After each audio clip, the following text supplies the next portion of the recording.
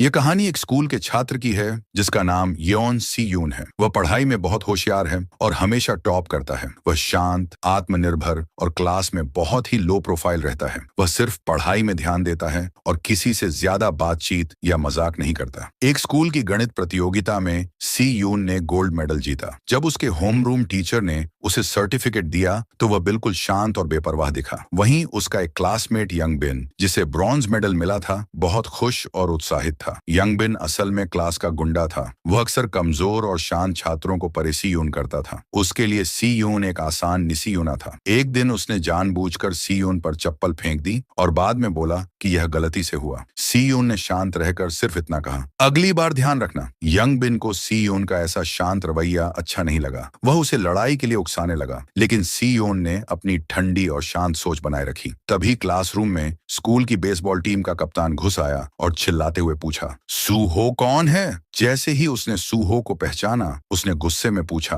तू मेरी गर्लफ्रेंड के साथ फ्लर्ट कैसे कर सकता है? सूहो ने बिना घबराए कहा कि वह लड़की बार बार उसे खाने पर बुला रही थी, लेकिन वह उसके टाइप की नहीं है। इस पर गुस्से में बेसबॉल टीम लीडर ने अपने साथियों से कहा कि सूहो को सबक सिखाया जाए। सब ने बैट से उस पर हमला किया। शुरू में सूहो वारों से बचता रहा, फिर उसने अपने खाली हाथों से एक एक करके सभी गुंडों को हरा दिया। लीडर को पकड़ते ही बाकी गुंडे डर गए। जब लीडर ने फिर से सूहो पर बैट से हमला करने की कोशिश की तो सूहो ने जोरदार मुक्का मारकर उसे बेहोश कर दिया। फिर उसने बाकी गुंडों से कहा, अपने बॉस को नर्स रूम ले जाओ और अगर मेरा नाम किसी से कहा तो अंजाम बुरा होगा। क्लास के सब लोग यह देखकर हैरान थे, लेकिन सी यून शांति से अपनी सीट पर बैठा रहा। थोड़ी देर बाद सूहो गलती से सी यून का पेन केस गिरा देता है और माफी मांगता है। जब सी यून पूछता है कि वह क्लास में क्या कर रहा है तो सूहो, जो कि मार्शल आर्ट में एक्सपर्ट है, बस मुस्कुराता है और चला जाता है। हालांकि उसकी फाइटिंग स्किल्स बहुत जबरदस्त थीं, लेकिन सूहो कभी भी किसी को क्लास में परेशान नहीं करता था। इवन यंग बिन भी उसे थोड़ा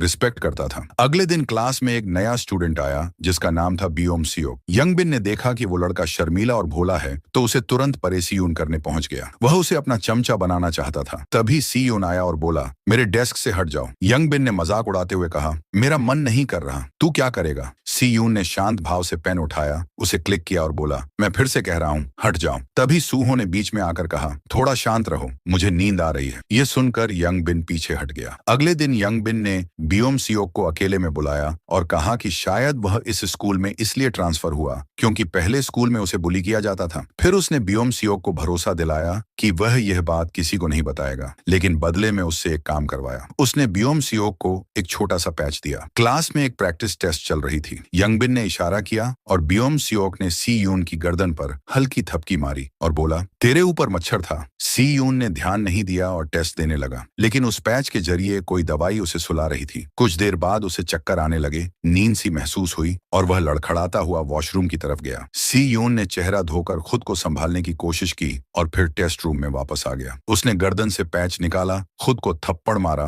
ताकि वह जागा रहे। जब टीचर ने पूछा कि वह ठीक है या नहीं तो उसने जवाब दिया, मैं ठीक हूँ, और टेस्ट फिर से शुरू किया। जब रिजल्ट आया तो सी यून को पता चला कि वह अच्छा परफॉर्म नहीं कर पाया। उसने गुस्से में अपनी डेस्क पर जोर से हाथ मारा, जिससे सब चौंक गए। उसने देखा कि बियोम सियोक बार बार यंग बिन की तरफ देख रहा था। गुस्से में आकर सी यून उठ खड़ा हुआ, एक किताब उठाई और यंग बिन के मुंह पर जोर से मारी। फिर उसने यंग बिन के साथ खड़े एक लड़के के हाथ में पेन चुभो दिया और यंग बिन को जोर जोर से मुक्के मारने लगा। उसने पर्दा खींचा और उसे यंग बिन के चेहरे पर लपेटकर लगातार मारता रहा जब तक पर्दा खून से लाल नहीं हो गया। जब वह आखिरी बार उसे लात मारने वाला था, सूहो ने बीच में आकर उसे पीछे धकेल दिया और बोला, बस कर, अब ज्यादा मत कर। गुस्से में सी यून ने पेन केस फेंका और एक कुर्सी उठाई ताकि सूहो पर हमला कर सके, लेकिन सूहो ने आसानी से उसका वार रोका और हल्का सा जवाबी वार किया। जैसे ही सी यून ने फिर से कुर्सी उठाकर हमला करने की कोशिश की, उनकी होमरूम टीचर क्लास में आ गई और पूरी लड़ाई को रोक दिया। सूहो ने समझाया कि वह तो बस लड़ाई रोकने की कोशिश कर रहा था और उसने सी यून से कहा कि वह टीचर से माफी मांगे। अब पूरी क्लास सी यून को हैरानी से देख रही थी। होमरूम टीचर ने सी यून को अस्पताल ले जाया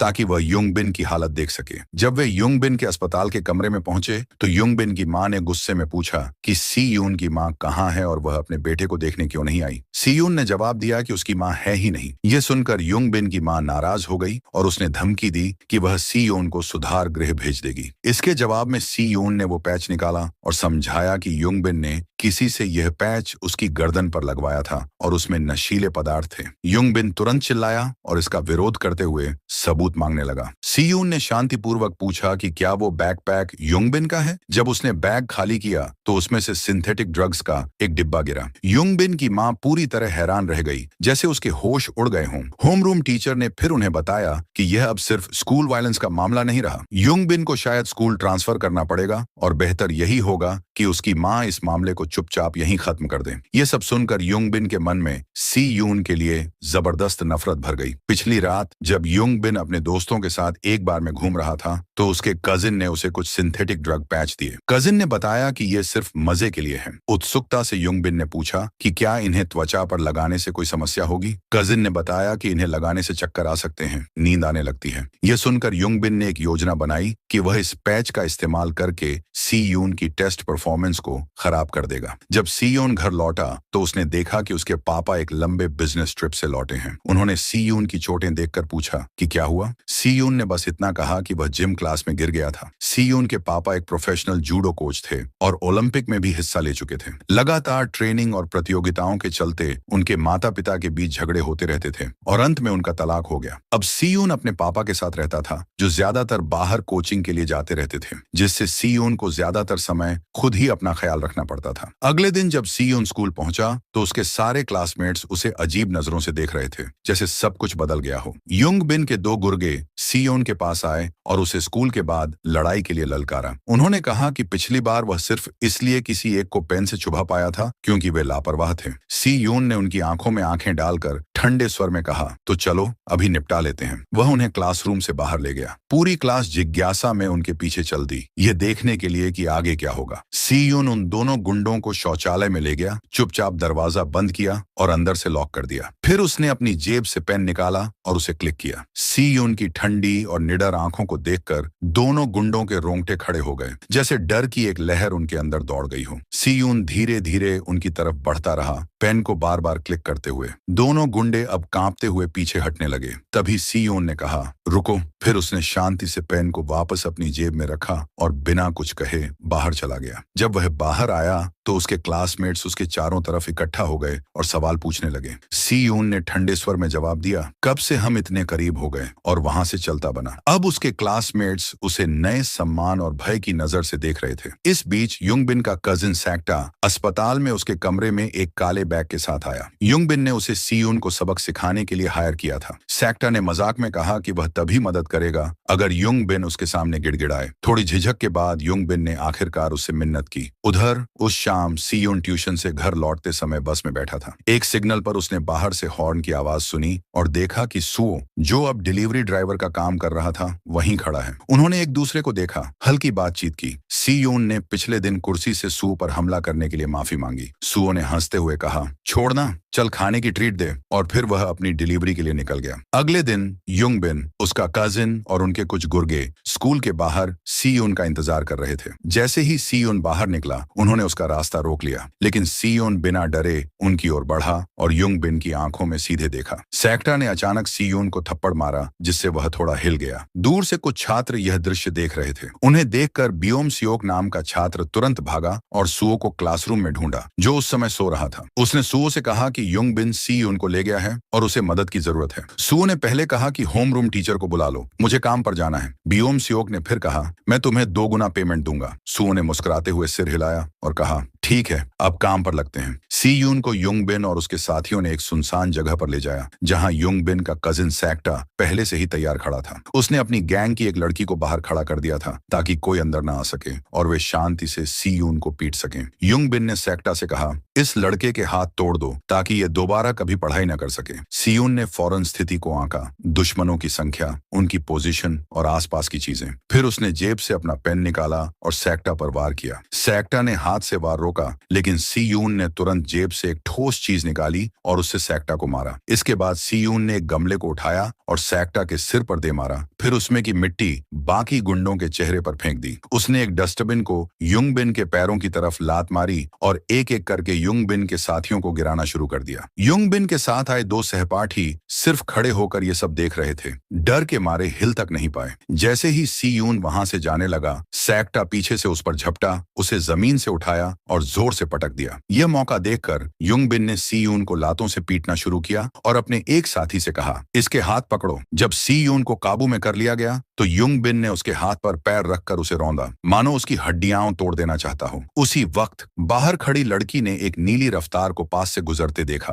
वो सुओ था। सुओ ने अंदर घुसते ही एक गुंडे की गर्दन पर लात मारी, फिर युंगबिन को धक्का देकर पीछे किया और फिर स्पिन करते हुए एक और लड़के को बाहर कर दिया। सुओ ने सी यून की तरफ हाथ बढ़ाते हुए कहा, अब बस यहीं खत्म होता है सब कुछ। लेकिन तभी सैक्टा पीछे से झपटा और सुओ को जमीन पर गिरा दिया। दोनों में जोरदार मुक्केबाजी शुरू हुई। सैक्टा ने सुओ को कई बार चेहरे पर मारा, जिससे वह कुछ देर के लिए बेहोश जैसा हो गया। अब जब सुओ अस्थायी रूप से नीचे था, युंगबिन ने आदेश दिया, इस पर हमला करो। 3 गुंडे सी यून पर टूट पड़े। सी यून ने पूरी ताकत से मुकाबला किया, लेकिन जल्दी ही वह गिर गया और बेरहमी से पिटने लगा। लेकिन फिर सुओ उठा। उसने सैक्टा पर जबरदस्त घूंसे मारे और उसे चौक होल्ड में पकड़ लिया। लेकिन तभी उसने देखा कि युंगबिन एक कांच की बोतल उठाकर सी यून पर वार करने वाला है। सुओ तुरंत दौड़ पड़ा, लेकिन सैक्टा ने उसे पीछे से रोक लिया और तभी बियोम सियोक आ गया। उसने तेजी से दौड़ते हुए युंगबिन को धक्का दिया, जिससे वह जमीन पर गिर पड़ा और बोतल हाथ से छूट गई। सुओ ने आगे बढ़कर कहा,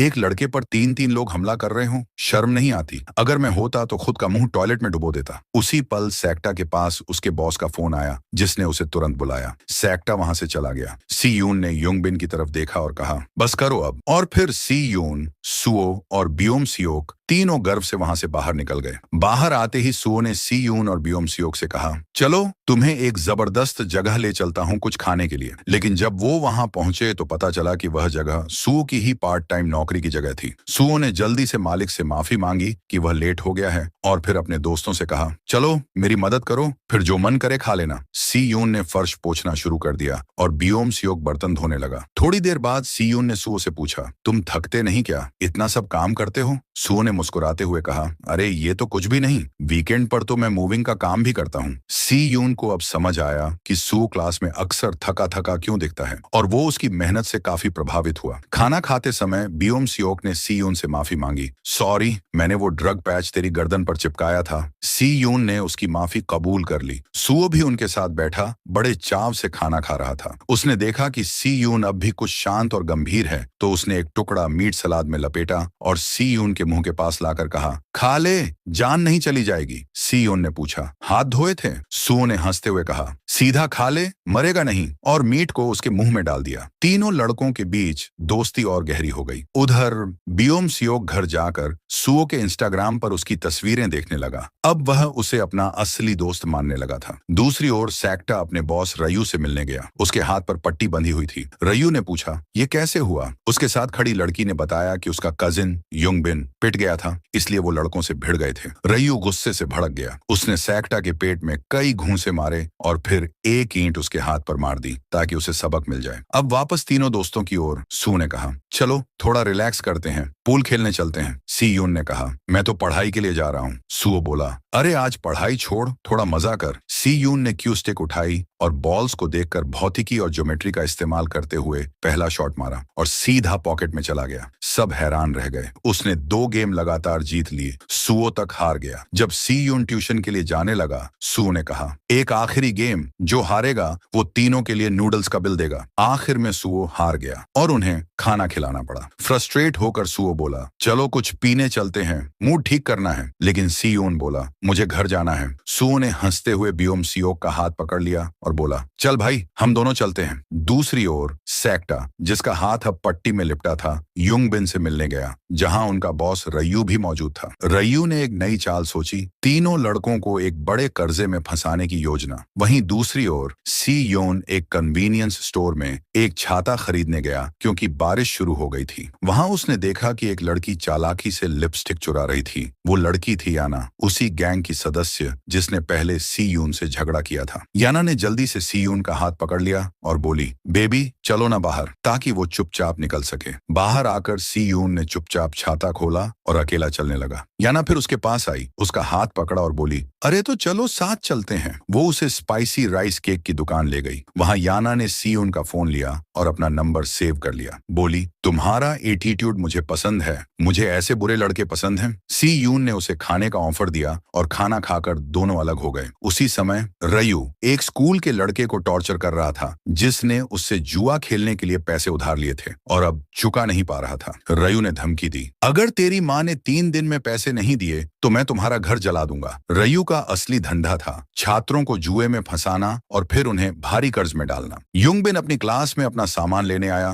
क्योंकि अब उसे स्कूल में पढ़ने की अनुमति नहीं थी। उसने सीयून से कहा, थोड़ी बात करनी है। सीयून ने कहा, बोलने को कुछ बचा ही नहीं, लेकिन युंगबिन के बार बार कहने पर वह मान गया। चारों स्टूडेंट्स आर्ट रूम में मिले। युंगबिन जमीन पर घुटनों के बल बैठ गया और बोला, प्लीज झूठ बोल दो कि वो ड्रग्स मेरे नहीं थे। मैं जेल नहीं जाना चाहता। मेरी माँ और नहीं सह सकती। बियोम सियोक को दया आ गई और उसने सीयून से कहा, एक बार झूठ बोल दे, इसकी मदद कर। सीयून ने धीरे से सिर हिलाया। वो मदद करने को तैयार हो गया। अब वे तीनों युंगबिन के वकील से मिलने टैक्सी में निकल पड़े और पीछे पीछे सू अपनी बाइक पर। लेकिन जब वे वकील से मिलने गए तो असलियत सामने आई। यह एक जाल था। युंगबिन उन्हें सीधे एक ग्रुप के गुंडों के पास ले गया जो बेसमेंट में इंतजार कर रहे थे। गैंग का लीडर रयू लड़कों के पास आया और बोला कि उनकी वजह से सेक्टा की बांह बुरी तरह से चोटिल हो गई है। उसने हर्जाने के तौर पर 1.5 करोड़ वॉन की मांग की। सूहो हंस पड़ा और कहा कि उनका इस चोट से कोई लेना देना नहीं है। सी यून ने भी रयू से पूछा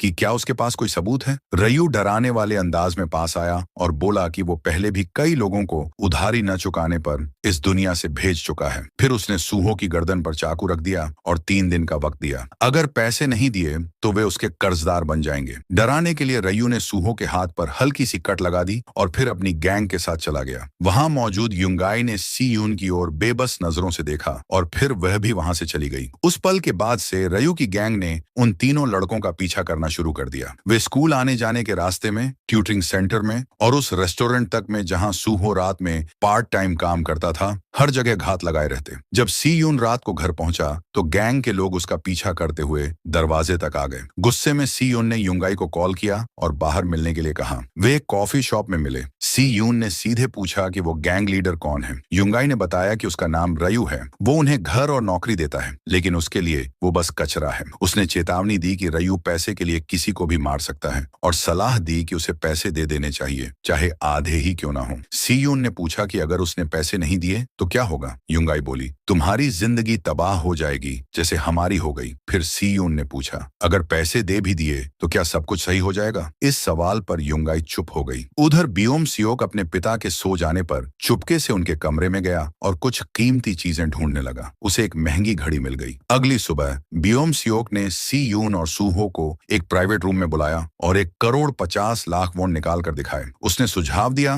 कि ये पैसे रयू को दे दिए जाएं ताकि ये सब खत्म हो जाए। सूहो को शक हुआ और पूछा कि उसके पास इतने पैसे आए कहां से। बियोम सियोक ने स्वीकार किया कि उसने चोरी से अपने पिता की घड़ी बेच दी, रीजनिंग देते हुए कि एक ना एक दिन वो घड़ी उसे ही मिलती। सीयून ने धन्यवाद कहा, लेकिन बोला कि वो खुद इस मामले को सुलझाना चाहता है। सूहो ने कहा कि उन्हें सब कुछ पुलिस को बताना चाहिए। तब सीयून ने सबूत के तौर पर गैंग की गैरकानूनी गतिविधियों की तस्वीरें दिखाई और युंगाई की बताई पूरी कहानी सुनाई। युंगाई ने बताया था कि रयू एक ऑनलाइन जुए की वेबसाइट चलाता है जो छात्रों को साइन अप करते ही फ्री पैसे देता है। शुरुआत में वो छात्रों को खूब जीतने देता था, कभी कभी तो लाखों वॉन तक। फिर धीरे धीरे उनकी हार शुरू होती और वे पैसे वापस पाने के लिए पागल हो जाते। चूंकि रयू के पास सभी खिलाड़ियों की जानकारी होती थी, वो उन्हें लोन देने का ऑफर देता ताकि वे खेलते रहें। लेकिन कमाई न होने के कारण छात्र अपने माता पिता से चोरी करने लगते। जो कर्ज नहीं चुका पाते उन्हें ड्रग्स तस्करी जैसे जुर्म में झोंक दिया जाता। वे जिंदगी भर रयू की गिरफ्त में फंसे रहते।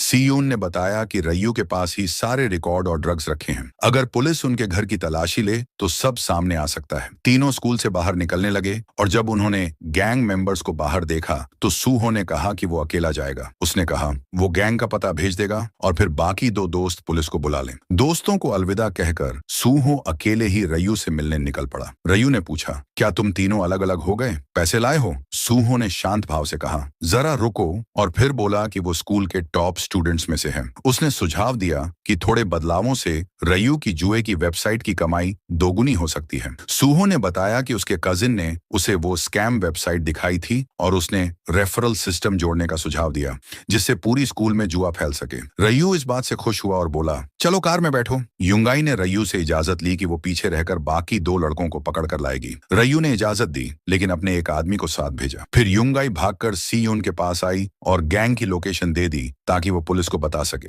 सीयून ने सूहो को टेक्स्ट कर पुष्टि की कि क्या वही जगह है। उधर बियोम सियोक भी चिंतित हो गया और टैक्सी में बैठ गया। सीयून ने पूछा, कहाँ जा रहे हो? बियोम सियोक बोला, पैसे देकर सब खत्म कर दूंगा। सीयून पुलिस को संपर्क करने चला गया। उधर युंगाई से एक गैंग मेंबर ने पूछा कि उसके इरादे क्या हैं। उसने जवाब दिया, मैं चाहती हूँ कि रयू जेल जाए, हम अब और ऐसे नहीं जी सकते। उसने याद दिलाया कि वो गैंग मेंबर भी ये जिंदगी नहीं चाहता था। रयू के ठिकाने पर पहुंचते ही सूहो ने चुपचाप अपनी स्मार्ट वॉच की रिकॉर्डिंग शुरू कर दी। उसने दरवाजे के नीले रंग की तारीफ करते हुए ऑडियो रिकॉर्डिंग सीयून को भेज दी। रयू ने सूहो को अंदर बुलाया और बैठते ही उसका मोबाइल मांगा। सूहो ने कहा, मुझे अपनी प्राइवेसी प्यारी है। तभी पीछे से एक गुंडे ने सूहो के सिर पर वार किया और वो गिर पड़ा। रयू ने फिर एक डंडा उठाया और सूहो को कुछ और बार मारा। फिर उसका फोन लेकर देखा कि पुलिस रास्ते में है। गुस्से में रयू ने सूहो को जोर से लात मारी जिससे वो बेहोश हो गया। उसी समय बियोम सियोक टैक्सी से पहुंचा और नीले दरवाजे वाला घर ढूंढ निकाला। जैसे ही उसने दरवाजा खोला उसे रयू और एक गुंडा दिखे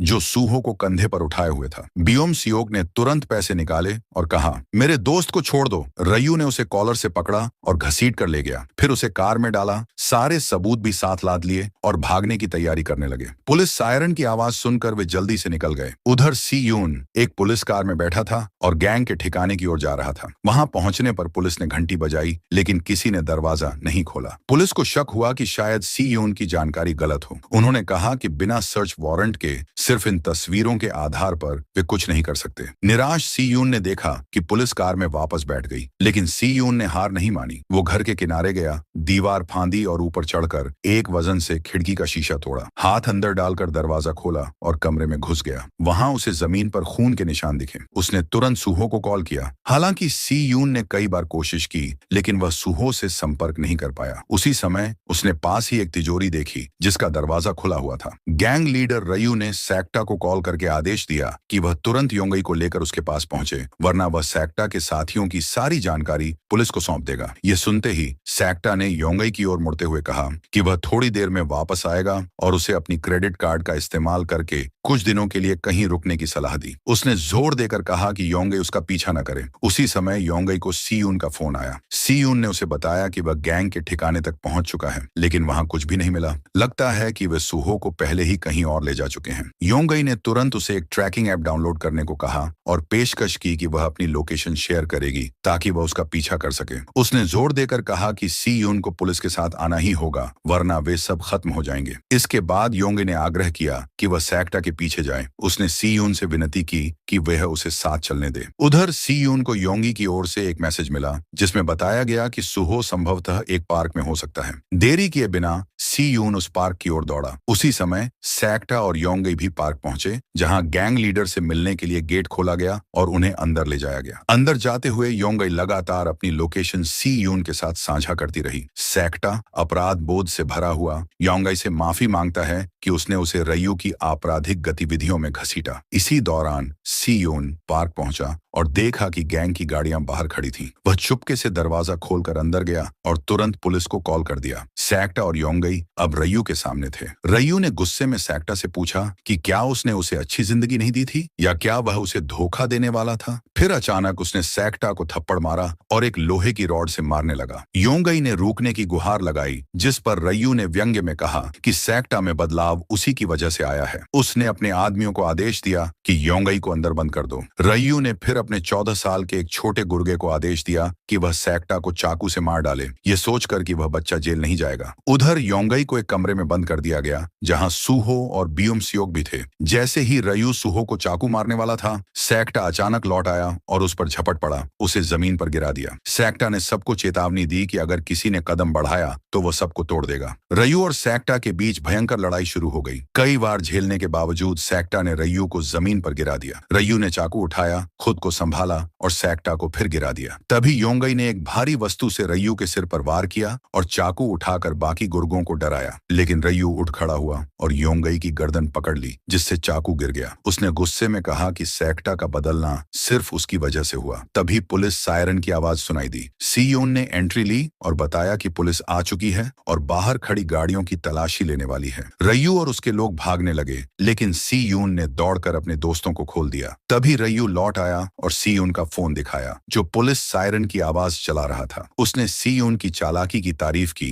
फिर फोन तोड़ दिया और अपने आदमियों को हमला करने को कहा। सी यून और सुहो ने डटकर मुकाबला किया। रयू ने फिर चाकू उठा लिया और सैक्टा ने योंगई और बच्चे को भागने को कहा। वे तीनों भागे, लेकिन असली पुलिस को देखकर छुप गए। लड़ाई जारी रही। सी यून को दो गुंडों ने लात घूंसों से मारा और रयू ने उसके गाल पर चाकू से चीरा मारा। ठीक उसी समय पुलिस पहुंची और अपने हथियार तान दिए। रयू ने एक गुंडे को पुलिस की तरफ धक्का दिया और भागने लगा। सी यून ने उसका पीछा किया। थोड़ी दूर जाकर रयू रुका, सोचा कि बच गया है, लेकिन सी यून उसके पीछे पहुंच गया। सी यून ने एक लकड़ी की छड़ी उठाई और हमला करने बढ़ा, लेकिन रयू ने उसे पछाड़ दिया। रयू चाकू निकालकर उसे मारने ही वाला था कि तभी सुहो पहुंचा और कहा, अब लड़ाई शुरू करो। सुहो ने उसके वारों को चतुराई से टाला और दोनों दोस्तों ने मिलकर रयू को काबू में लिया। सुहो ने उसका चाकू छीन लिया, लेकिन रयू ने उसे गला पकड़कर दबोच लिया। सी यून ने जल्दी से अपनी बेल्ट उतारकर रयू की गर्दन कस दी, लेकिन रयू ने उसे भी गिरा दिया। फिर सुहो ने लड़ाई जारी रखी, लेकिन वह भी घूंसे खा रहा था। यह देखकर सी यून ने एक ईंट उठाई और जैसे ही सुहो ने एक जोरदार किक मारी, रयू लड़खड़ाकर गिर गया और बेहोश हो गया। इसके बाद सुहो ने सी यून से पूछा, तुम अकेले उसके पीछे क्यों गए? सी यून बोला,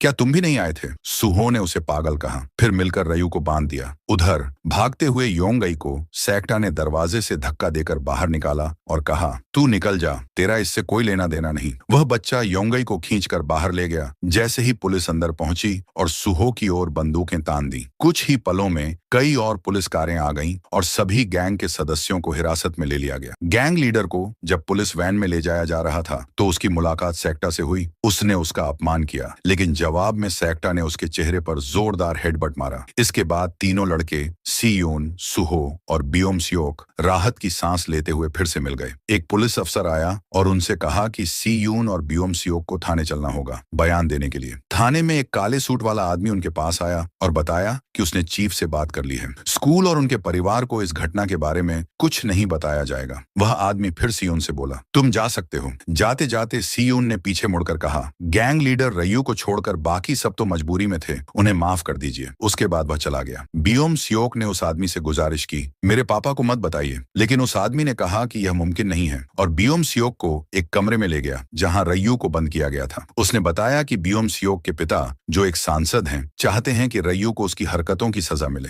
उसने खुद रयू के चेहरे पर एक मुक्का मारा और बियोम सियोक को भी सिखाया कि सही तरह से मुक्का कैसे मारा जाए। रयू ने उसे उकसाया जब तक कि गुस्से में बियोम सियोक वहां से बाहर न चला गया। थाने के बाहर सी यून को योंगई मिली। उसने तुरंत पूछा कि क्या सैक्टा ठीक है। सी यून ने आश्वस्त किया कि वह सिर्फ पूछताछ में है, सब ठीक हो जाएगा। योंगई ने बताया कि बाकी लड़के तो अब जा चुके हैं, शायद अपने घर लौट गए। सी यून फिर यंगाई को अस्पताल में सुहो से मिलने ले गया। वहां उसने सुहो से यह कहा कि बियोम सियोक के पिता ने सब कुछ संभाल लिया था, जिससे उन्हें किसी भी तरह की मुश्किल का सामना नहीं करना पड़ेगा। सुहो ने मजाक में कहा कि बियोम सियोक के पिता को कोई अध्यक्ष होना चाहिए, क्योंकि उनके सचिव ने सुहो का अस्पताल का खर्च भी उठाया था। सी यून ने स्पष्ट किया कि बियोम सियोक के पिता एक सांसद हैं। फिर तीनों ने हल्की फुल्की बातचीत की। अब राहत महसूस कर रहे थे कि वे सुरक्षित हैं। इस बीच बियोम सियोक के घर उसके सांसद पिता ने गोल्फ क्लब थामते हुए उसे बिस्तर पर लेटने का आदेश दिया। फिर उसने बियोम सियोक को गोल्फ क्लब से लगातार पीटना शुरू कर दिया। अगले दिन बियोम सियोक स्कूल पहुंचा और वहां उसकी क्लासमेट्स ने उसे घेर लिया। वे यह जानने के लिए एक्साइटेड थे कि क्या वह, सी यून और सुहो वाकई उस गैंग को खत्म करने में सफल रहे थे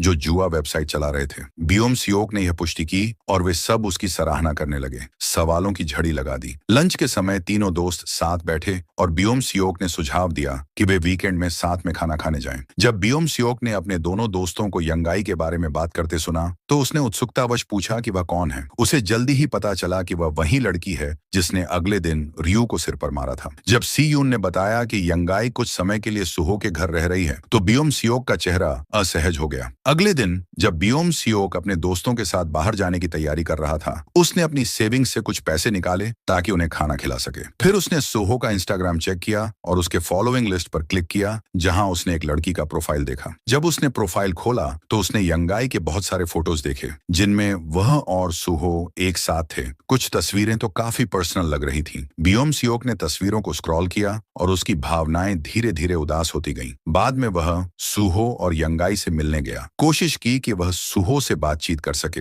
लेकिन सुहो तो यंगाई के कमेंट्स में ही व्यस्त दिखे, जिससे बियोम सियोक को अकेलापन महसूस हुआ। जब वे एक कैफे पहुंचे तो यंगाई ने उत्साहित होकर सुहो का हाथ पकड़कर उसे बगल में बैठने के लिए कहा, जिससे बियोम सियोक को स्पष्ट रूप से गुस्सा आया। कुछ समय बाद सियून वहां पहुंचा और उसने सुहो और यंगाई से खुशमिजाज बातचीत शुरू कर दी, जबकि बियोम सियोक और अधिक अकेला महसूस कर रहा था। बाद में सबने कराओके का मजा लिया, लेकिन बियोम सियोक सुहो और यंगाई को एक साथ देखकर असहज हो गया और बाहर जाकर कुछ ड्रिंक लाने का बहाना बनाया। उसने अपने पुराने स्कूल के दोस्तों का एक ग्रुप देखा और तुरंत उन्हीं से बचने के लिए छिप गया। बियोम सियोक एक रूम में गया और अपने दोस्तों को फोन करने की कोशिश की, लेकिन उसे यह महसूस हुआ कि उसने अपना फोन कैरियोके रूम में ही छोड़ दिया था। जब वह वापस आया तो उसने देखा कि सुहो का फोन यंगाई के पास था और वह एक कॉल पर बात कर रही थी। बियोम सियोक ने गुस्से में फोन छीन लिया और यंगाई को डांट दिया। सुहो ने जल्दी से दखल दिया, लेकिन यंगाई नाराज होकर बाहर चली गई। सुहो ने उसका पीछा किया ताकि उसे शांत कर सके। कुछ समय बाद बियोम सियोक के पुराने स्कूल के सहपाठियों ने कैरियोके रूम में आकर उसे जोर जोर से तंग किया। सी यून ने बियोम सियोक के लिए खड़ा होते हुए उन सभी को डांटा और अंत में वे सब वहां से चले गए। अगले दिन जब बियोम सियोक अपनी डेस्क पर बैठा हुआ था तो उसके पास कुछ सहपाठी जोर जोर से बात कर रहे थे। गुस्से में आकर बियोम सियोक ने उन्हें चुप रहने को कहा, जब उनमें से एक लड़के ने उसकी ओर ताना मारा। बियोम सियोक तुरंत उसे कॉलर से पकड़कर खींचने लगा। सी यून ने उसे शांत करने की कोशिश की, लेकिन बियोम सियोक लगातार आक्रामक होता जा रहा था। सुहो ने आकर बियोम सियोक को हाथ से खींचते हुए उसे शांत करने की कोशिश की, लेकिन बियोम सियोक ने उसे झटके से हटा दिया और कहा कि उसे छूने की कोशिश न करे, फिर अकेला चल दिया। यह पता चला कि वे लड़के जो पिछले रात कैरियोके बार में थे, वही लड़के थे जिन्होंने बियोम सियोक को अपने पुराने स्कूल में तंग किया था। अब वे उसे लगातार फोन करके उसे मिलने के लिए मजबूर कर रहे थे। अगले दिन सी यून और सुहो बियोम सियोक के घर गए। बियोम सियोक ने उन्हें अंदर आने के लिए कहा। सुहो ने देखा कि घर काफी बड़ा और खूबसूरत था और उसने परिवार की एक तस्वीर पर टिप्पणी की, जिसमें बियोम सियोक का परिवार खुश नजर आ रहा था। बियोम सियोक ने कहा कि वे असल में उसका परिवार नहीं थे। उसके पिता ने उसे गोद लिया था जब वह राजनीति में आया था, ताकि अपनी सार्वजनिक छवि को बढ़ावा दे सके।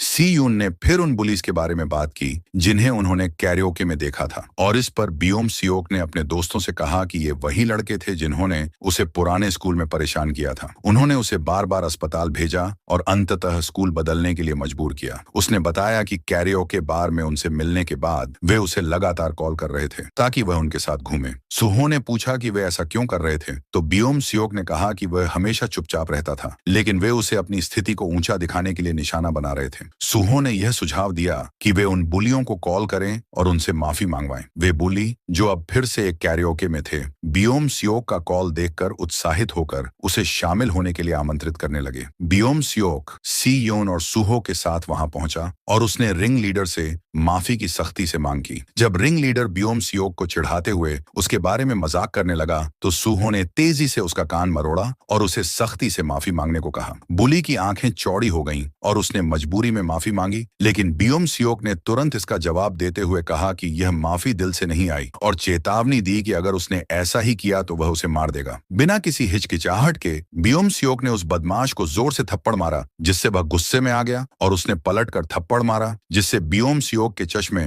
जमीन पर गिर गए। सुहो ने बदमाश को कॉलर से पकड़ लिया, लेकिन बियोम सियोक अब गुस्से में आकर माइक उठाया ताकि बदमाश को मारे, लेकिन सुहो ने उसे समय रहते रोक लिया। बियोम सियोक के अत्यधिक गुस्से से चौंकते हुए सुहो ने उसे पकड़ लिया और काओकेरे के रूम से बाहर खींच लिया। सी यून ने पीछे रहकर बदमाशों को यह ताकीद की कि वे बियोम सियोक को फिर से परेशान न करें। बाहर बियोम सियोक ने सुहो से कहा कि वह फिर कभी उसके पास हाथ न डाले। गुस्से में बियोम सियोक ने सुहो पर कुछ ऐसे शब्दों से हमला किया किया, जिससे सुहो का गुस्सा भड़क गया। सुहो ने बियोम सियोक को दीवार से चिपका दिया और गुस्से में कहा। फिर थोड़ी देर बाद बियोम सियोक गुस्से के साथ चला गया। सियून ने बियोम सियोक से पूछा कि क्या हो रहा है, लेकिन बियोम सियोक ने कहा कि वह ठीक है और बिना किसी समझाए वहां से चला गया। जब वह जा रहा था तो वही बदमाश जिनसे अभी तक वह भिड़ चुका था उसे बार बार कॉल कर रहे थे। वे अब उससे हिसाब चुकता करना चाहते थे। बियोम सियोक ने जल्दी से उनसे बचने की कोशिश की, लेकिन वह यंग बिन के 2 गुर्गों से टकरा गया। इन बड़ी बड़ी गुंडों को देखकर पुराने बदमाश डरने लगे। उन्होंने बियोम सियोक पर गालियां दी, लेकिन उसके नए दोस्तों ने बीच में आकर कमजोर बदमाशों को खींच लिया और उन्हें एक अच्छी धुलाई दी। रिंग लीडर बदमाश ने बियोम सियोक को चिढ़ाया तो बियोम सियोक ने उसे लात मारी और फिर अपनी भड़ास निकालते हुए उसे बार बार लातें मारी। इसके बाद उसके नए दोस्तों ने उसका उत्साह बढ़ाया, जिससे बियोम सियोक का गुस्सा और बढ़ गया। अंत में उसे एक ऐसा समूह मिल गया जो उसकी रक्षा करेगा और उसकी प्रतिष्ठा बढ़ाएगा। इसके बाद उन्होंने सब मिलकर क्लब जाने का फैसला किया। बियोम सियोक ने पैसे का एक ढेर निकाला और उन्हें मौज मस्ती करने के लिए उकसाया, जिससे उसके नए दोस्त उससे प्रभावित हो गए। उन्होंने एक दूसरे को इंस्टाग्राम पर फॉलो करना शुरू किया और बियोम सियोक ने दिखाने के लिए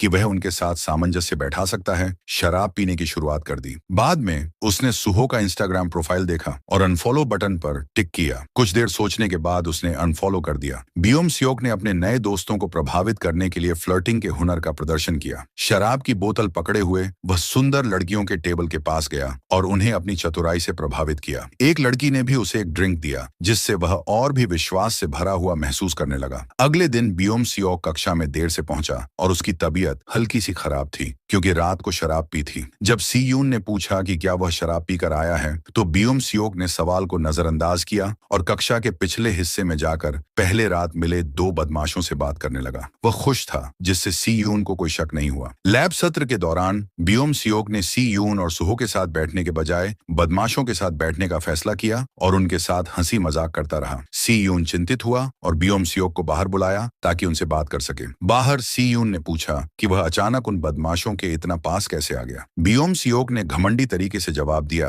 कि यह सीयून का मामला नहीं है और सुहो पर आरोप लगाया कि वह शुरू से ही उसे नीचा समझता था। ठीक उसी समय सुहो पीछे से आया और पूछा कि क्या बियोम सियोक उसके पीछे बात कर रहा है। बियोम सियोक ने ठंडे तौर पर कहा, तो क्या हुआ अगर मैं बात कर रहा हूँ, और चला गया। कुछ समय बाद रात को एक बदमाश ने बियोम सियोक को क्लब में ले जाकर यंग बिन से मिलवाया, जो उनके समूह का नेता था। यंग बिन ने बियोम सियोक को अपने दोस्तों से मिलवाया, जिसमें कुछ सुंदर लड़कियां और एक मशहूर बॉक्सिंग खिलाड़ी भी था। जब यंग बिन ने पूछा कि क्या बियोम सियोक अब सीयून और सुहो से मिलना छोड़ चुका है, तो बियोम सियोक ने चिढ़ते हुए कहा कि सुहो हमेशा खुद को कोई राजा समझता था। यंग बिन हंसा और कहा कि सुहो को एक दिन सबक सिखाना पड़ेगा। स्कूल में बियोम सियोक अपने नए दोस्तों के साथ और करीब आ गया। उसने उनके साथ सिगरेट पीनी शुरू कर दी और रोमांटिक मामलों पर बात करने लगा। वह अपनी सीट भी बदलकर बदमाशों के पास बैठने लगा। सीयून चिंतित हुआ और बाद में उन बदमाशों से कहा कि बियोम सियोक का फायदा न उठाएं, क्योंकि सारे पैसे जो वे पार्टी करने और जूते खरीदने के लिए खर्च करते थे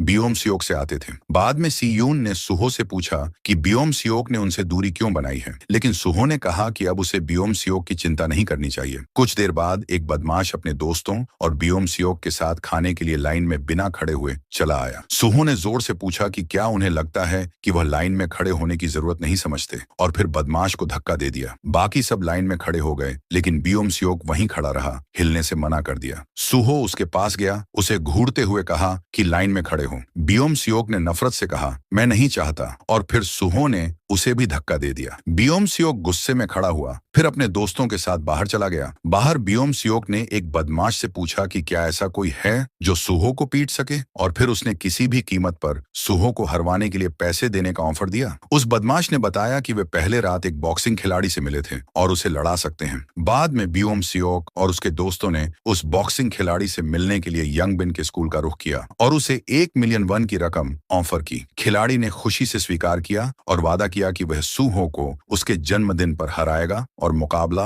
लाइव दिखाएगा। शाम को जब सुहो डिलीवरी करने जा रहा था, तो यंग बिन और 2 बदमाशों ने उसकी मोटरसाइकिल के फ्रंट ब्रेक खराब कर दिए। बियोम सियोक ने दूर से पूरी घटना पर नजर रखी। सुहो ने जब महसूस किया कि उसके ब्रेक काम नहीं कर रहे, तो उसने गाड़ी को संभालने की कोशिश की, लेकिन वह कारों से टकरा गया और गिर गया। यह देखकर बदमाशों की टोली घबराई कि शायद सुहो को गंभीर चोटें आई होंगी या वह मारा भी जा सकता था। वे लोग जल्दी ही वहां से भाग भाग गए, लेकिन बियोम सियोक वहां रुका रहा और परेशान कर देने वाले भाव से घूरता रहा। कुछ समय बाद सुहो होश में आया और घबराया हुआ इधर उधर देखने लगा। अगली सुबह सुहो देर से क्लास पहुंचा। उसके पैर में चोट लगी थी और वह लंगड़ाता हुआ चल रहा था। जैसे ही वह अंदर गया, उसने देखा कि बियोम सियोक उसे बहुत ही तीव्र और अजीब नजरों से घूर रहा था। ब्रेक के बाद सुहो ने बियोम सियोक से कहा कि वह उसे देखना बंद करे, क्योंकि इससे उसे घबराहट हो रही है, और फिर उसे वहां से चले जाने को कहा। आखिरकार सुहो का जन्मदिन आ गया। यंगाई और सी योन ने उत्साहित होकर सुहो के घर को सजाया पार्टी के लिए। उसी समय बॉक्सर फाइटिंग रिंग में सुहो का इंतजार कर रहा था। बियोम सियोक यू ने सुहो को वहां बुलाने के लिए उसे कॉल किया, लेकिन जब वह संपर्क नहीं कर पाया तो उसने एक और योजना बनाई। जब युंगाई सो रही थी और सुहो के लौटने का इंतजार कर रही थी ताकि पार्टी शुरू की जा सके, तभी उसे बियोम सियोक का एक मैसेज आया। उसमें उसने उसे थोड़ी देर के लिए बाहर मिलने को कहा और यह बात सुहो को न बताने को भी कहा, कहकर कि वह उसे एक तोहफा देना चाहता है। युंगाई ने सीयून से कहा कि वह कन्वीनियंस स्टोर जा रही है और जल्दी से बाहर निकल गई। जब वह बियोम सियोक से मिली तो उसने सबसे पहले माफी मांगी कि उसने बिना इजाजत के उसका फोन उठाया था। फिर उसने सुझाव दिया कि वह सुहो की बर्थडे पार्टी में आए और दोनों से सुलह कर ले। बियोम सियोक ने घमंड से कहा कि उसके पास सुहो से सुलह करने की कोई वजह नहीं है। तभी युंगाई ने देखा कि युंग बिन और उसके गैंग के लोग पास ही छुपे हुए थे। उधर सुहो घर लौट आया था और सी यून के साथ बैठकर गेम खेल रहा था, युंगाई का इंतजार करते हुए। भूख लगने पर सुहो पिज्जा गरम करने गया। सी यून ने युंगाई को कॉल किया, लेकिन वह नहीं मिली। तभी उसने सुहो के फोन पर युंगाई का एक मैसेज देखा जिसमें लिखा था कि उसे किडनैप कर लिया गया है और उसका पता भी दिया था। सी यून ने पूरी बात समझी और अंदाजा लगा लिया कि यह सब बियोम सियोक का बदला लेने का प्लान है। उसने युंगाई को रिप्लाई किया कि वह जल्दी पहुंच रहा है, फिर मैसेज डिलीट कर दिए और सुहो का फोन बंद कर दिया। सी यून ने सुहो से कहा कि वह थोड़ी देर के लिए कन्वीनियंस स्टोर जा रहा है और वहां से निकल गया। उधर बियोम सियोक युंगाई से पूछ रहा था कि क्या वह और सुहो रिलेशनशिप में है। उसने यह भी कहा कि सुहो उसे अपने घर में रहने देने और नौकरी ढूंढने में मदद करने के बदले कुछ न कुछ जरूर चाहता होगा। तभी सी यून उस घर में घुस आया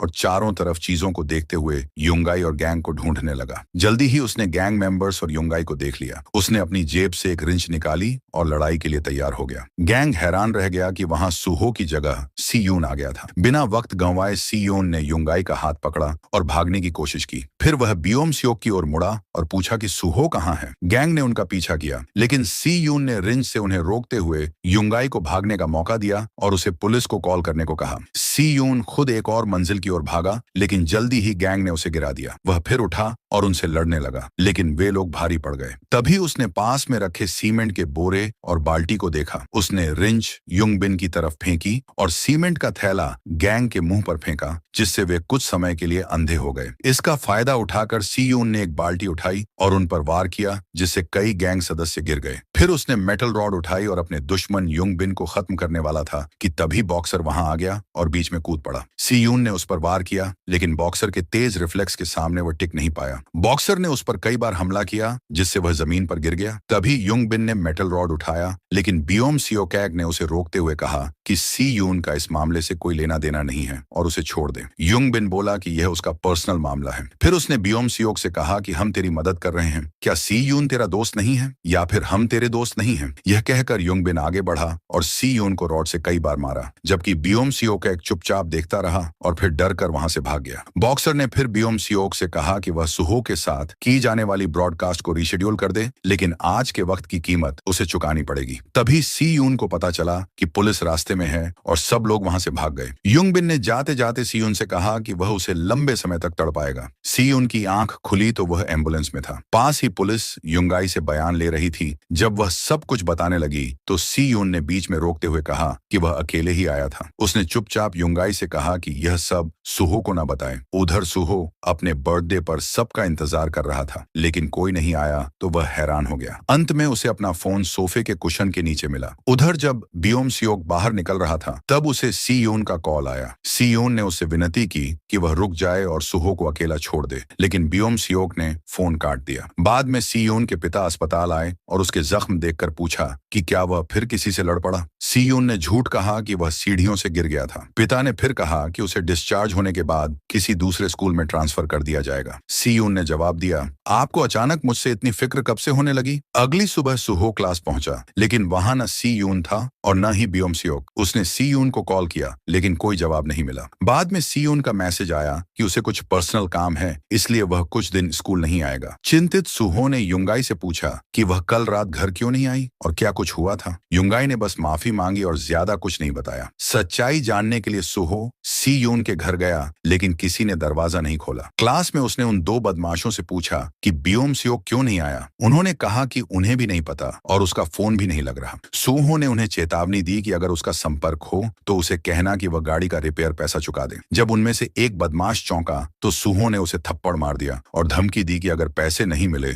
तो वह सख्त कदम उठाएगा। डरे हुए दोनों बदमाश अपनी गैंग को रूफटॉप पर इकट्ठा करके सोचने लगे कि ब्योम-सियोक से कैसे संपर्क करें। उन्हें डर था कि कहीं सीयून सच में मर तो नहीं गया। तभी सुहो पास ही खड़ा था और सब सुन रहा था। उसने एक छोटे बदमाश को पकड़ लिया और हाथ से दबाव डालकर सच्चाई उगलवा ली। बदमाश ने बताया कि यह सब ब्योम-सियोक की प्लानिंग थी। उसी ने बॉक्सर को सीयून की पिटाई के लिए हायर किया था और ये बदमाश सिर्फ तमाशा देखने आए थे। सुहो तुरंत युंगाई के पास गया और पूछा कि सीयून किस अस्पताल में है। उसने बताया कि आज ही उसे डिस्चार्ज किया गया है और सीयून ने उसे कहा था कि वह सुहो को कुछ भी न बताए। सीयून, जो अब अस्पताल से घर आ चुका था, जब दरवाजे की घंटी सुनी तो आवाज से पहचाना कि सुहो आया है। सुहो ने कहा कि उसे एक गिलास पानी चाहिए। सीयून ने जैकेट पहनकर दरवाजा खोला। सुहो ने देखा कि सीयून के एक हाथ पर पट्टी बंधी थी, लेकिन शांत रहकर कहा, कल फाइनल एग्जाम है, तुम्हें वहां होना चाहिए। इसके बाद सुहो वहां से चला गया। उधर ब्योम-सियोक का पिता, जो एक जाने माने राजनेता था, पुलिस से सब कुछ जानकर घर लौटा और ब्योम-सियोक की बहुत पिटाई की। उसने उसे बेइज्जती कहकर चिल्लाया और कहा कि अब वह उसे विदेश भेज देगा और कभी वापस नहीं आने देगा। गुस्से में ब्योम-सियोक घर से भागा। बटलर ने उसे रोकने की कोशिश की, लेकिन वह टैक्सी में बैठ गया। बटलर ने टैक्सी की नंबर प्लेट की फोटो ले ली। टैक्सी में बैठकर ब्योम-सियोक ने देखा कि उसके बदमाश दोस्तों के कई मिस्ड कॉल आए हैं और सुहो का एक मैसेज भी था। मैसेज खोलते ही उसने देखा कि उसके दोस्त जमीन पर घुटनों के बल बैठे हैं और सुहो ने लिखा है, अगर तू फोन नहीं उठाएगा तो इसका अंजाम सब भुगतेंगे। इस बीच सुहो ने गैंग लीडर यंगबिन का सामना किया और उसे धमकाते हुए अपने हाथों से पीटते हुए कहा कि वह ब्योम-सियोक को कॉल करे और उसे बुलाए। यंगबिन ने कहा कि उसे ब्योम-सियोक का कुछ पता नहीं है क्योंकि उसका फोन बंद है। तभी जब सुहो यंगबिन की एक उंगली मरोड़ने ही वाला था, तभी ब्योम-सियोक का फोन आया। सुहो ने उससे पूछा कि वो कहाँ है और उसे छिपना बंद करने को कहा। कॉल खत्म होते ही सुहो ने यंगबिन से फिर निपटना शुरू कर दिया। ब्योम-सियोक ने तब उस बॉक्सर से संपर्क किया जिसे उसने पैसे देकर रखा था और उसे तुरंत सुहो को सबक सिखाने के लिए कहा। साथ में फौरन पैसे देने का वादा किया। सुहो अकेला उस बॉक्सर के ट्रेनिंग जिम पहुंचा। उधर युंगाई ने सीयून को कॉल किया और बताया कि सुहो को सब कुछ पता चल गया है। वह परेशान थी क्योंकि सुहो ने अपनी पार्ट टाइम जॉब छोड़ दी थी और उसका फोन भी बंद था। शायद वो ब्योम-सियोक को ढूंढने गया हो। जब सुहो जिम पहुंचा, उसने बॉक्सर और अपनी क्लास के कई बदमाशों को वहां देखा। ब्योम-सियोक घमंड में डूबा आगे बढ़ा और सुहो का सामना किया। सुहो शांति से उसके पास गया और पूछा कि उसने सीधे उसका सामना करने की बजाय मासूम लोगों को क्यों टारगेट किया। फिर उसने माफी मांगी अगर उसने ब्योम-सियोक को कभी परेशान किया हो और बदले में ब्योम-सियोक से सीयून और युंगाई से माफी मांगने को कहा। ब्योम-सियोक ने अहंकार में कहा कि उसे माफी मांगने का मन नहीं है, जिससे नाराज होकर सुहो ने उसे जोरदार थप्पड़ मारा। बॉक्सर ने सुहो को रिंग में स्वागत किया। सुहो ने पूछा कि क्या ब्योम-सियोक ने उसे पैसे दिए हैं उसे हराने के लिए। उसने कहा कि उसे बस थोड़ा वार्म अप चाहिए। फिर तुरंत उन बदमाशों पर घूंसे और लातों की बरसात कर दी। उसने बॉक्सर को याद दिलाया कि वो पहले भी उसे हरा चुका है। बॉक्सर ने सुहो को रिंग में चुनौती दी और लाइव वीडियो में ऐलान किया कि वह उसी इंसान से लड़ने जा रहा है जिसने उसे मिडिल स्कूल में हराया था। मैच शुरू हुआ और दोनों एक दूसरे के इर्द गिर्द घूमने लगे। बॉक्सर ने पहले सुहो की टांग और फिर शरीर पर किक मारी, लेकिन जल्दी ही सुहो ने उसे पछाड़ दिया, उसे गिराया और उसके चेहरे पर लगातार घूंसे बरसाए। बॉक्सर ने सुहो को लात मारकर दूर किया और खड़ा होकर तेज पंच और किक्स से हमला किया। सुहो ने उसका जवाब दिया और उसे फिर से नीचे गिरा दिया, जिससे वह बेहोश हो गया। बाहर खड़े एक बदमाश ने सुहो की टांग पकड़ी, जिससे वह गिर गया और बॉक्सर ने इस मौके का फायदा उठाते हुए उसके चेहरे पर जोरदार किक मारी, जिससे सुहो बेहोश हो गया। ब्योम-सियोक घमंड में भरकर रिंग में आया और सुहो को ताना मारते हुए पूछा कि वो खुद को क्या समझता है और ये कि उसके जैसा कोई उसके सामने इस तरह कैसे देख सकता है। कमजोर हालत में भी सूहो ने बियोम सियोक से कहा कि दूसरों को दोष देना बंद करे और खुद को संभाले। गुस्से में बियोम सियोक ने उस पर लगातार किक बरसाई और उसके दोस्त भी उसे मारने में शामिल हो गए। बॉक्सर ने फिर लाइव वीडियो बंद कर दिया ताकि वे बिना किसी गवाह के सूहो को बेरहमी से पीट सकें। वे सूहो को तब तक कुचलते रहे जब तक बियोम सियोक के पॉलिटिशियन पिता के सेक्रेटरी वहां नहीं पहुंच गए। बटलर ने बियोम सियोक को अलग किया, लेकिन वो नहीं माना। एक बदमाश ने सूहो की नब्ज देखी और पाया कि वह सांस नहीं ले रहा, जिससे सब घबरा गए और भागने लगे। सेक्रेटरी ने उन्हें रोका और कहा कि चूंकि वे आखिरी लोग थे जिन्होंने सूहो को छुआ, इसलिए वे भी फंस सकते हैं। उसने कहा कि वह सब संभालेगा। बियोम सियोक कांपते हुए सूहो के पास घुटनों पर बैठ गया और उसे जागने की गुहार करने लगा। सेक्रेटरी के आदमी उसे वहां से ले गए। उधर सी यून युंगाई के साथ उस जगह पहुंचा जहां वे सूहो को ढूंढ रहे थे, लेकिन वह वहां नहीं था। सेक्रेटरी ने बदमाशों को झूठी कहानी बताने को कहा कि सूहो उनके साथ वर्कआउट करने आया था और अचानक बेहोश हो गया। उसने बॉक्सर को वीडियो डिलीट करने और सारे सीबीसी फुटेज मिटाने का आदेश दिया। जब पुलिस पहुंची, उन्होंने बदमाशों और बॉक्सर से बयान लिए। सूहो को एम्बुलेंस में ले जाया गया। सेक्रेटरी ने सूहो के फोन से सी यून को मैसेज किया कि वह वर्कआउट में बिजी है और कॉल नहीं उठा सकता। बाद में बियोम सियोक के पिता ने गुस्से में उसे थप्पड़ मारा और कहा कि जब वह उसे फिलीपींस भेजेगा तो उसे हमेशा के लिए खत्म कर देगा। डरे हुए बियोम सियोक ने बटलर से सूहो की हालत पूछी, लेकिन बटलर चुप रहा। अगले दिन सी यून ने अपना फाइनल एग्जाम दिया और देखा कि सूहो और बियोम सियोक दोनों गायब थे। एग्जाम खत्म कर उसने फोन देखा तो युंगाई के कई मिस्ड कॉल थे। फोन करने पर उसे पता चला कि सूहो अस्पताल में बेहोश है। युंगाई ने बताया कि कोई आया था, सूहो का सारा अस्पताल खर्च चुका दिया और उसकी दादी से कुछ पेपर पर साइन करवा लिए, शायद बियोम सियोक से जुड़े हुए। सी यून तुरंत अस्पताल भागा जहां सूहो की दादी उसकी देखभाल कर रही थी। सी यून की आंखों में आंसू आ गए जब उसने सूहो को वेंटिलेटर पर गंभीर हालत में बेहोश देखा। युंगाई ने उसे घर जाकर आराम करने को कहा क्योंकि अगला एग्जाम अभी बाकी था। सी यून ने गुस्से से सूहो को देखा और वहां से निकल गया। उधर सेक्रेटरी ने बियोम सियोक से कहा कि वह अपने पॉलिटिशियन पिता के साथ स्कूल जाकर सभी से अलविदा कहे। बियोम सियोक ने फिर से सूहो की हालत पूछी तो सेक्रेटरी ने कहा कि वो जिंदा है, लेकिन अगर उसे जिंदा रखना है तो अपना बर्ताव सुधारे। सी यून एक दूसरे स्कूल पहुंचा और यंग बिन की क्लास पूछी। जब यंग बिन क्लास में आया तो सभी सहमे हुए थे। अचानक सी यून ने उसका सिर पकड़कर उसे डेस्क पर पटका और जमीन पर गिरा दिया। उसने यंग बिन से पूछा कि वो कमीना कहाँ है। फिर उसने एक पेन लेकर यंग बिन के कंधे में घुसा दिया और बॉक्सर का लोकेशन बताया। यंग बिन डर के मारे सब कुछ बता बैठा कि बॉक्सर जिम में है, वो खुद नहीं था, बस वीडियो देखा था और बियोम सियोक ही इस सब का मास्टरमाइंड था। उसने वीडियो भी दे दिया। सी यून ने उसे फिर एक मुक्का मारा और फोन लेकर वीडियो देखा जिसमें बियोम सियोक बेरहमी से सूहो को मार रहा था। बियोम सियोक अपनी गाड़ी में अपने पॉलिटिशियन पिता के साथ स्कूल जा रहा था। तभी युंगाई बीच में आ गई। उसने बियोम सियोक से पूछा कि क्या वही सूहो की हालत का जिम्मेदार है। दो बॉडीगार्ड्स ने युंगाई को खींचकर हटा दिया। बियोम सियोक के पिता ने उसे फिर फटकारा। बियोम सियोक ने युंगाई को दोष दिया कि जब तक वो नहीं आई थी सब ठीक था। स्कूल पहुंचकर बियोम सियोक एग्जाम देने गया। उधर सी यून एक लोहे की रॉड लेकर अकेले जिम पहुंचा। उसने बॉक्सर पर पीछे से हमला किया, लेकिन बॉक्सर ने बचकर उसे घूंसा मारा। सूहो की सिखाई तकनीक याद करके सी यून ने फिर हमला किया, लेकिन वह गिर पड़ा। बॉक्सर ने उसके बाल पकड़कर उसे पीटा। सी यून ने हिम्मत जुटाकर बॉक्सर की लेस से उसका गला दबाया, लेकिन बॉक्सर ने उसे जोर से लात मारकर दूर फेंक दिया। बॉक्सर ने चेहरे पर वार किया, लेकिन सी यून ने वजन प्लेट से उसके पैर पर मारा, जिससे वह गिर पड़ा। बॉक्सर ने मान लिया कि बियोम सियोक ही बार बार सूहो के सिर पर लात मार रहा था। उसने तो बस रिंग में लड़ाई की थी, लेकिन इतना कुछ नहीं चाहता था। सी यून ने फिर वजन प्लेट उठाकर उसके टखने पर मारा। बियोम सियोक स्कूल पहुंचा और क्लास में गया। सी यून ने क्लास में आग बुझाने वाला सिलेंडर उठाया और बदमाशों पर हमला किया। एक को पटका, दूसरे को मुक्का मारा और सभी को बेहोश कर दिया। फिर बियोम सियोक से कहा, मैंने तुम्हें पहले ही रोका था, हम कभी दोस्त थे। सी यून ने बियोम सियोक को गिराया, मारने ही वाला था, लेकिन रुक गया और पूछा, क्यों किया ये सब? बियोम सियोक बोला, मुझे नहीं पता। सी यून ने उसे मारा नहीं और चला गया। प्रधानाचार्य और नेता ने उसे जाते देखा। सी यून ने कांच तोड़ा और चिल्लाया, मुझसे क्या चाहते हो सब? फिर रोता हुआ निकल गया। सी यून अस्पताल गया और सूहो के पास बैठकर सो गया। अचानक सपना आया। सूहो बोला, तू पागल है क्या, यहाँ तक आ गया? दोनों ने माफी मांगी और मुस्कुराए, लेकिन असल में सूहो अब भी कोमा में था। कुछ समय बाद बियोम सियोक पढ़ाई के लिए फिलीपींस चला गया। किसी को नहीं पता उसका क्या हुआ। युंगाई ने खुद को सबके जीवन से अलग कर लिया। पॉलिटिशियन ने पहले सी यून को सुधार गृह भेजना चाहा, लेकिन वीडियो देखकर छोड़ दिया। पर उसने यह पक्का किया कि कोई स्कूल सी यून को न ले। सिर्फ एक दूर गांव का स्कूल तैयार हुआ। माँ उसे अंदर छोड़ना चाहती थी, लेकिन वह अकेला गया। पिता ने कहा, तूने बहुत अच्छा किया। क्लास में बदमाश लड़के थे। सी यून का परिचय हुआ। उसकी आवाज बहुत धीमी थी। एक बदमाश ने उसकी किताबें जमीन पर फेंकी और कहा, तू मेरा गुलाम बनेगा। सी यून बोला, मुझे यही उम्मीद थी। उसने एक पेन उठाया और उस बदमाश की आंखों में सीधा देखा। थोड़ी देर बाद किसी ने एक टैटू वाले लड़के को बताया कि नया लड़का उनके आदमी को हरा चुका है। उसने पूछा, अब क्या करना है? अगर ये कहानी आपको पसंद आई हो तो लाइक और सब्सक्राइब जरूर करें। आपकी राय कमेंट्स में जरूर बताएं। अगली वीडियो में मिलते हैं।